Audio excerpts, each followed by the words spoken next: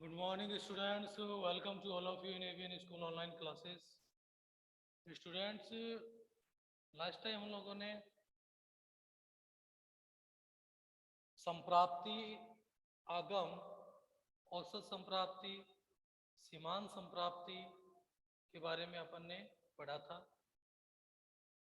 अब जो next topic है वह है लाभ अधिकतमीकरण। लाभ अधिकतमीकरण का मतलब क्या है भैया?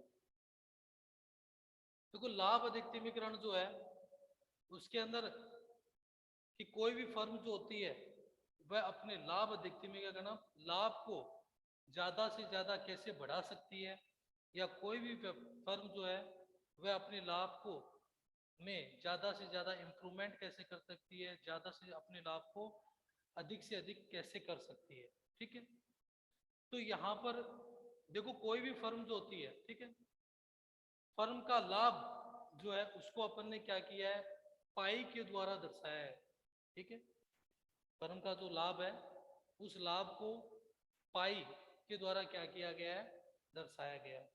ठीक है, और फर्म का जो लाभ है वो कब प्राप्त होगा, फर्म को लाभ कब मिलेगा, जब क्या होगा भाई, कुल संप्राप्ति माइनस कुल लागत। ठीक है, जब कुल संप्राप्ति जो है मतलब फर्म ने जो इकाइयां बनाई हैं, जो वस्तुओं का उत्पादन किया है, उन वस्तुओं को बेचने से फर्म को क्या होगी, कुल संप्राप्ति होगी। और उन वस्तुओं को बनाने में जितना खर्चा हुआ है वो उनकी क्या है, कुल लागत।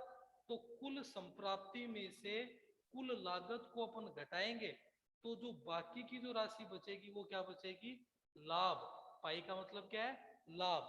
तो वो जो बाकी की राशि जो बचेगी वो अपनी क्या होगी, लाभ होगी। ठीक है, तो लाभ की प्राप्ति अपन कैसे कर पाएंगे, कुल संप्राप्ति में से कुल लागत को अगर अपन घटाएंगे तो उससे अपने को क्या होगी, लाभ की प्राप्ति होगी। ठीक है, क्योंकि जब अपनी संप्राप्ति क्या होगी, ज्यादा, और कुल लागत क्या है, कम है, तो उस स्थिति में अपने को क्या होगी, लाभ की प्राप्ति होगी। ठीक है, देखो क्या है, एक फर्म अधिकतम लाभ कमाना चाहती है। प्रत्येक फर्म क्या चाहती है कि भी लाभ क्या हो, अधिक से अधिक हो। प्रत्येक फर्म यह चाहती है कि हमें क्या हो भी, लाभ अधिक से अधिक हो। और फर्म मात्रा Q0 को जिस पर उसके लाभ अधिकतम होते हैं को ज्ञात करना चाहती है। कि फर्म क्या, प्रत्येक फर्म यह चाहती है कि हमें क्या हो भी, लाभ अधिक से अधिक हो। और Q0 मात्रा ऐसी है जिसके ऊपर क्या है, अपन मान रहे हैं कि Q0 मात्रा ऐसी है जिसके ऊपर क्या है, फर्म के लाभ क्या है, अधिक है। तो फर्म क्या करेगी, उसी को ही क्या करना चाहेगी, प्राप्त करना चाहेगी। प्रत्येक फर्म जो होती है वह यह चाहती है कि हमारा क्या हो कि लाभ अधिक हो, अधिक से अधिक हम क्या करें, लाभ कमाएं। तो लाभ अधिक कमाने के लिए, ठीक है, लाभ कमाएं। और हम ये मान लेते हैं कि यहाँ पर Q0 मात्रा जो है उसके ऊपर क्या है, फर्म को अधिक लाभ होता है। तो फर्म क्या करेगी, उसी स्तर को क्या करेगी, प्राप्त करना चाहेगी, उसी को ज्ञात करना चाहेगी। क्यों, क्योंकि वहां पर Q0 स्तर पर क्या हो रहा है, फर्म का लाभ क्या हो रहा है, अधिक हो रहा है। Q0 स्तर के लिए ये बोल रहा है कि लाभ अधिकतम होने के लिए Q0 पर 3 शर्तें पूरी होनी आवश्यक होती है भी। लाभ अधिकतम होने के लिए Q0 का जो स्तर है उसके ऊपर 3 शर्तें पूरी होनी आवश्यक होती है। देखो वो कौन सी है।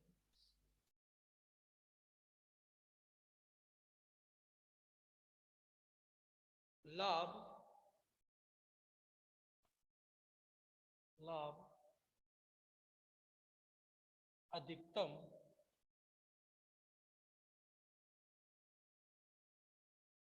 होने के लिए Q0 पर 3 शर्तें 3 शर्तें पूर्ण होनी चाहिए।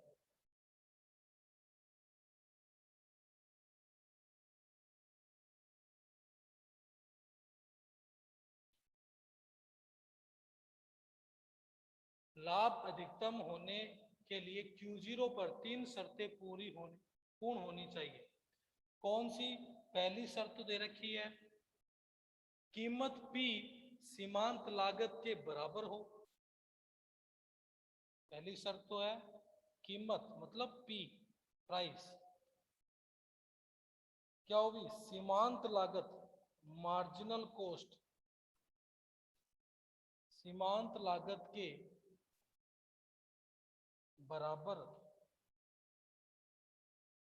सीमांत लागत के बराबर हो। पहली शर्त है कि कीमत P जो है वह क्या होगी? कीमत P सीमांत लागत के, मार्जिनल कॉस्ट के क्या हो? बराबर हो। सीमांत लागत का मतलब मार्जिनल कॉस्ट, MC। ठीक है, पहली शर्त क्या है भी? अगर अपने को लाभ अधिकतम कमाना है, Q0 के स्तर पे अपने को अगर अधिक लाभ कमाना है, तो उसके लिए पहली शर्त तो ये है कि कीमत जो है वह सीमांत लागत की क्या होनी चाहिए? बराबर होनी चाहिए। P जो है वह मार्जिनल कॉस्ट, MC के क्या होना चाहिए? बराबर होना चाहिए।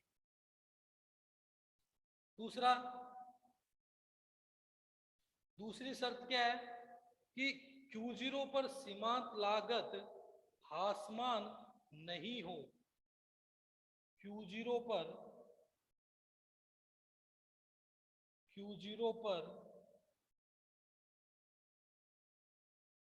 सीमांत लागत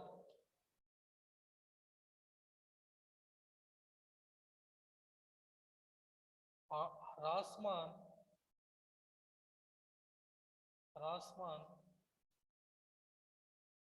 नहीं हो। मतलब कि Q0 स्तर जो है उस स्तर पे क्या नहीं होनी चाहिए?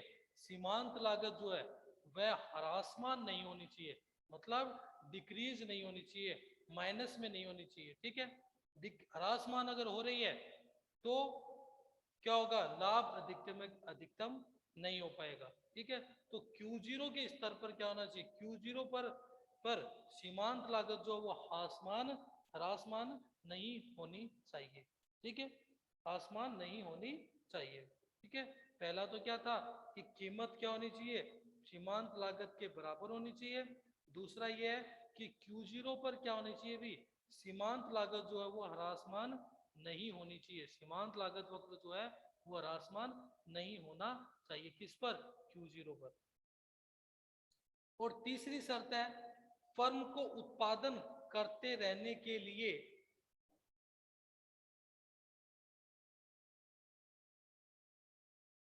फर्म को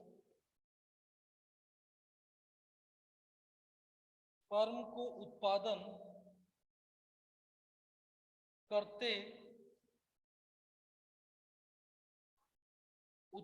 करते रहने के लिए, फर्म को उत्पादन करते रहने के लिए अल्पकाल में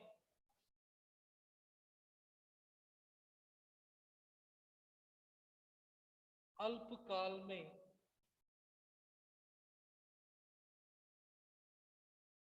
अल्पकाल में कीमत औसत परिवर्तनशील लागत, अल्पकाल में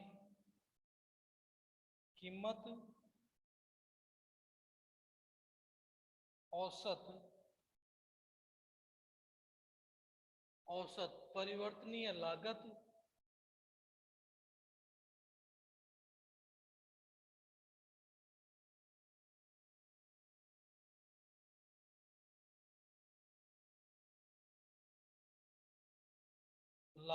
औसत परिवर्तनीय लागत से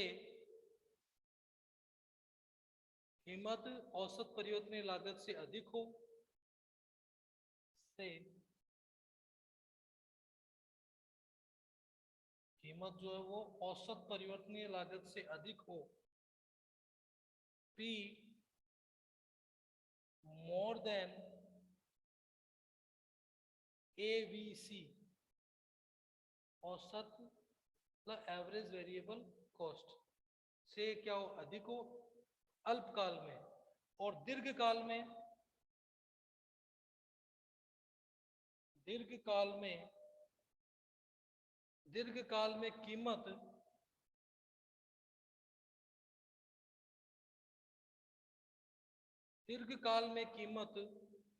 औसत लागत से अधिक हो। कीमत औसत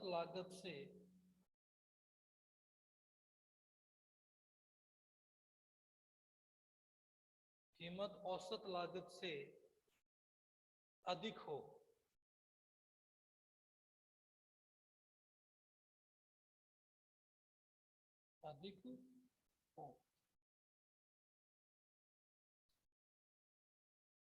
अल्पकाल में तो कीमत जो है वह औसत परिवर्तनशील लागत से अधिक होनी चाहिए, और दीर्घकाल में जो कीमत है वह औसत लागत से क्या होनी चाहिए, अधिक होनी चाहिए। ठीक है, फर्म को उत्पादन करते रहने के लिए क्या है, अगर कोई भी फर्म जो है वह यह चाहती है कि हम लगातार उत्पादन, क्योंकि फर्म कब तक उत्पादन करती है, जब तक फर्म को क्या होता रहता है, लाभ होता रहता है। ठीक है, तो अगर फर्म को क्या हो रहा है, अल्पकाल में तो अगर फर्म को औसत परिवर्तनशील लागत भी अगर मिल रही है, मतलब कीमत जो है, जो भी वस्तु को बेच रहे हैं या वस्तु की जो कीमत है वह औसत परिवर्तनशील लागत से क्या है, अधिक है, तो उस फर्म को क्या करना चाहिए, उत्पादन करते रहना चाहिए। तब फर्म क्या करेगी, लाभ कमाएगी।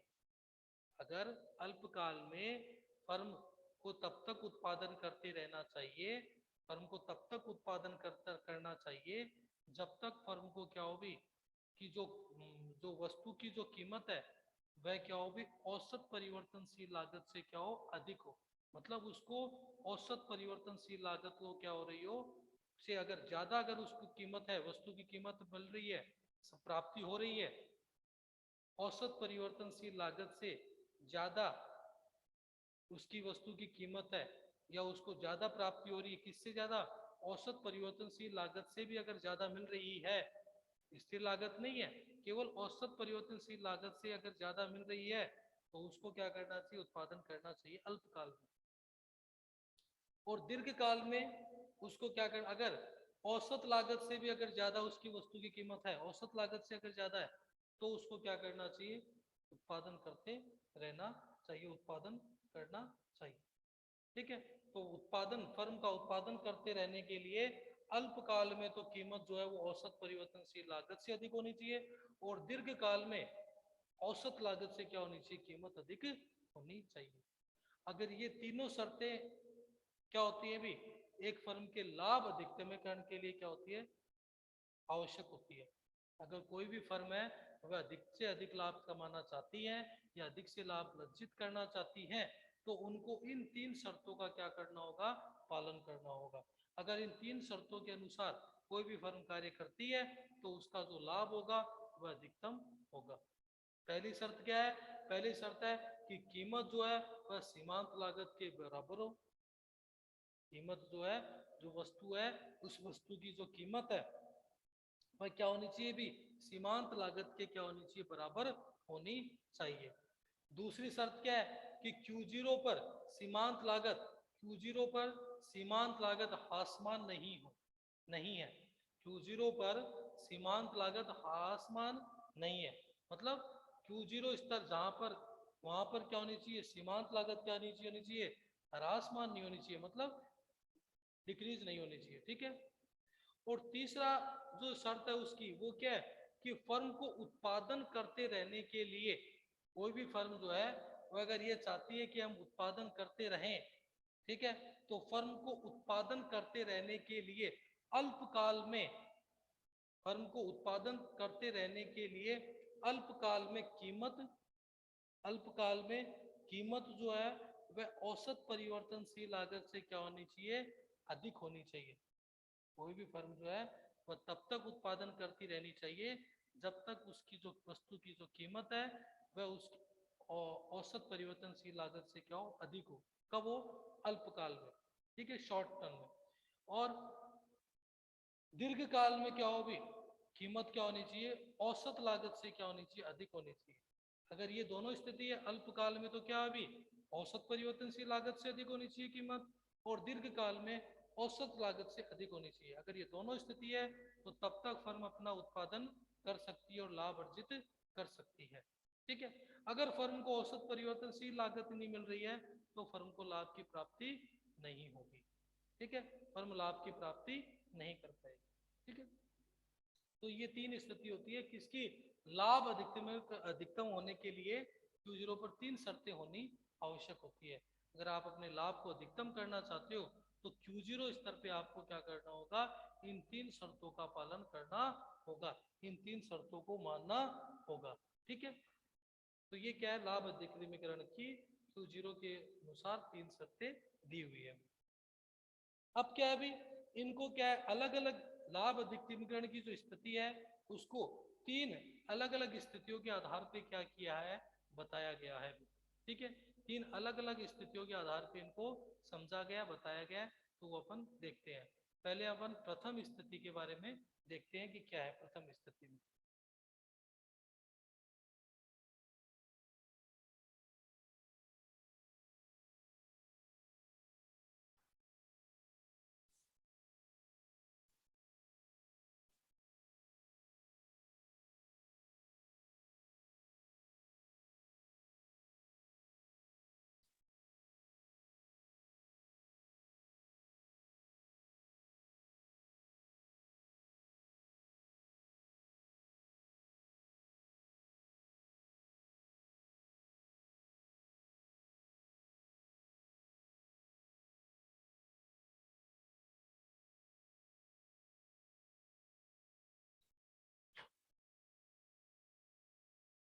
देखो स्थिति दे रखी है अपने को, स्थिति फर्स्ट जो है, प्रथम स्थिति में क्या दे रखा है अपने को, देखो क्या बोल रहा है कि कुल संप्राप्ति तथा कुल लागत का अंतर होता है भाई। देखो लाभ क्या है भाई, लाभ भाई आपने देखा था कि लाभ किसका अंतर है, लाभ है कुल संप्राप्ति, कुल संप्राप्ति माइनस कुल लागत का जो अंतर है वही क्या है, लाभ। ठीक है, तो लाभ जो है वह कुल संप्राप्ति और कुल लागत का जो अंतर होता है उसको अपन क्या कहते हैं, लाभ कहते हैं। ठीक है, और प्रत्येक जैसे निर्गत में जैसे जैसे वृद्धि होती रहेगी, निर्गत का मतलब निर्गत में वृद्धि, निर्गत में वृद्धि,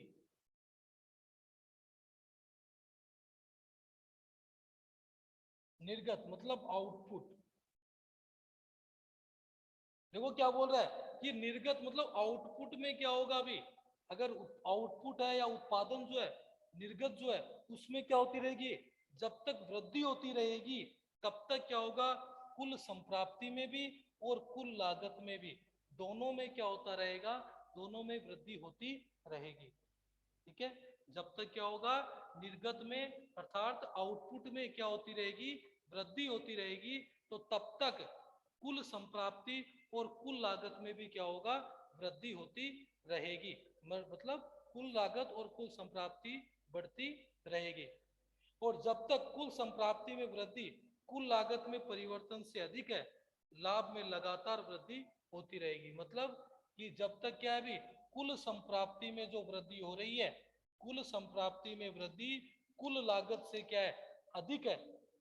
ठीक है, कुल संप्राप्ति में जो वृद्धि हो रही है वह कुल लागत से क्या है, अधिक हो रही है, तो तब तक फर्म क्या करेगी, फर्म का जो लाभ है वह लाभ में क्या होती रहेगी, लगातार वृद्धि होती रहेगी।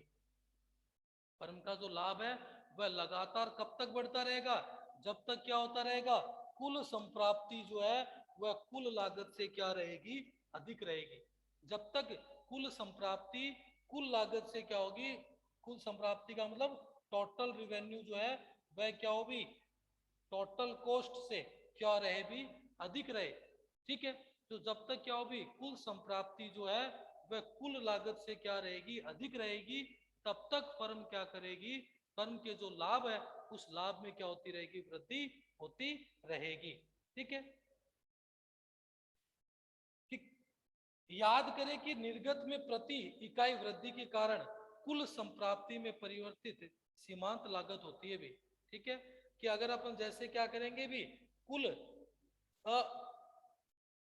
निर्गत में प्रति इकाई वृद्धि के कारण आउटपुट में जैसे जैसे क्या होती रहेगी, प्रति इकाई जैसे वृद्धि होती रहेगी, तो उससे कुल संप्राप्ति में जो वृद्धि होती है वह क्या होती है, सीमांत संप्राप्ति, या उसको अपन क्या कहेंगे भी, कुल संप्राप्ति में प्रत्येक आउटपुट या प्रत्येक निर्गत में वृद्धि से कुल संप्राप्ति में जो वृद्धि होती है, ठीक है, उसको अपन क्या कहेंगे, सीमांत संप्राप्ति कहेंगे। ठीक है, अतः हम ये निष्कर्ष पर पहुंचते हैं कि जब तक सीमांत संप्राप्ति लागत से अधिक है, लाभ बढ़ते रहते हैं। सीधी सी बात है कि जब तक क्या होगा, जो ये संप्राप्ति है वह क्या होगी, लागत से अगर अधिक है, तब तक क्या करेगी फर्म, लाभ अधिकतम होते रहेंगे, लाभ बढ़ते रहेंगे। ठीक है, और अगर जब सीमांत संप्राप्ति सीमांत लागत से क्या है, कम है, सीमांत संप्राप्ति क्या है, जब तक क्या है भी, सीमांत संप्राप्ति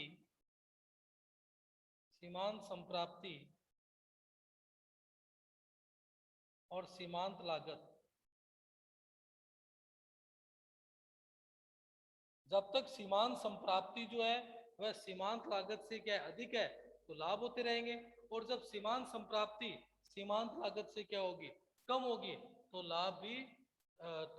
लाभ भी कम होगा। ठीक है, तो उसमें क्या होगा, लाभ भी कम होगा। अगर संप्राप्ति ज्यादा है लागत से तो लाभ होते रहेंगे, और अगर लागत से ज्यादा नहीं है तो लाभ नहीं होगा। ठीक है, तो ये क्या होता है अभी, ये प्रथम स्थिति के बारे में अपने को दे रखा है।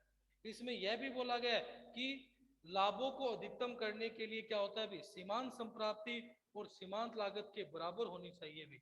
अगर अपने को लाभ अधिकतम करना है तो सीमांत संप्राप्ति जो है वह सीमांत लागत के क्या होनी चाहिए, सीमांत संप्राप्ति सीमांत लाभ अधिकतम करने के लिए सीमांत संप्राप्ति जो है वह सीमांत लागत के बराबर होनी चाहिए, सीमांत लागत के बराबर होनी चाहिए।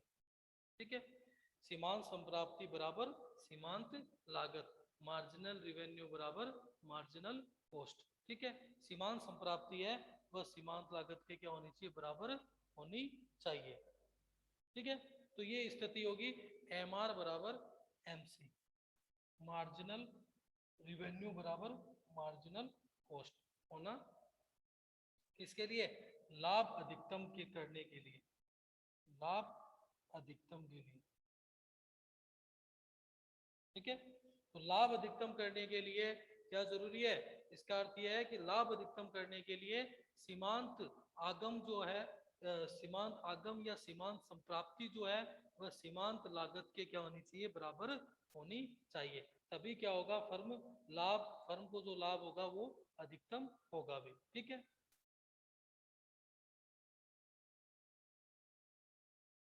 तो ये क्या था अपना, लाभ अधिकतम की प्रथम स्थिति थी। ठीक है, प्रथम स्थिति को अपन ने समझ लिया है कि लाभ अधिकतम की प्रथम स्थिति क्या है।